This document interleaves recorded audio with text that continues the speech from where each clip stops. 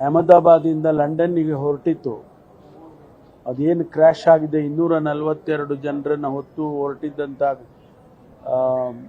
Plane crash ಆಗಿದೆ. ಅದರಲ್ಲಿ ಆ ದುರ್ಘಟನೆ ಆಗಿರ್ತಕ್ಕಂಥದ್ದು ಬಹಳ ದುರದೃಷ್ಟಕರ.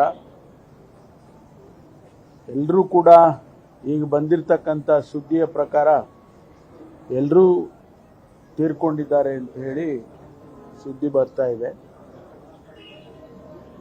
ನಾನು ಬಹಳ ನೋವಿನಿಂದ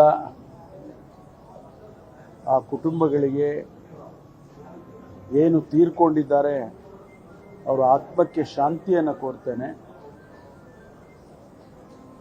ಅವರ ಕುಟುಂಬದವರಿಗೆ ಭಗವಂತ ಅವರ ನಷ್ಟವನ್ನು ಭರಿಸ್ತಕ್ಕಂಥ ಶಕ್ತಿ ಕೊಡಲಿ ಅಂತ ಹೇಳಿ ನಾನು ಪ್ರಾರ್ಥನೆ ಮಾಡ್ತೇನೆ.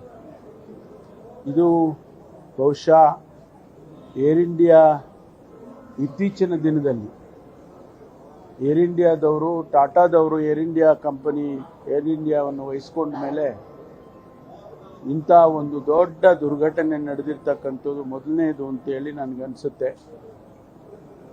ಇದು ಯಾಕಾಯಿತು, ಹೇಗಾಯಿತು, ಇದೆಲ್ಲ ಟೆಕ್ನಿಕಲಿ ವರದಿ ಬಂದ ಮೇಲೆ ಗೊತ್ತಾಗುತ್ತೆ. ಒಟ್ಟಾರೆ ಇದರಲ್ಲಿ ಮಾಜಿ ಮುಖ್ಯಮಂತ್ರಿಗಳು, ಗುಜರಾತಿನ ಮಾಜಿ ಮುಖ್ಯಮಂತ್ರಿಗಳು ಕೂಡ ವಿಜಯ್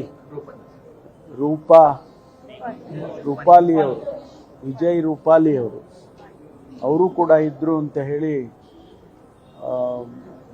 ಕೇಳಿದ್ವಿ.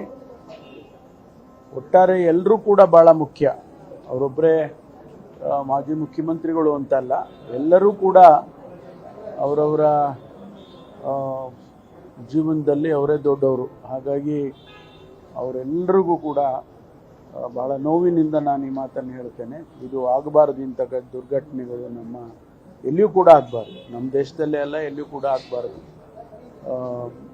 ಕೇಂದ್ರ ಸರ್ಕಾರಕ್ಕೆ ನಾನು ಮನವಿಯನ್ನು ಮಾಡ್ತಕ್ಕಂಥದ್ದು, ಇದಕ್ಕೆ ಒಂದು ತನಿಖೆ ಆಗಬೇಕು.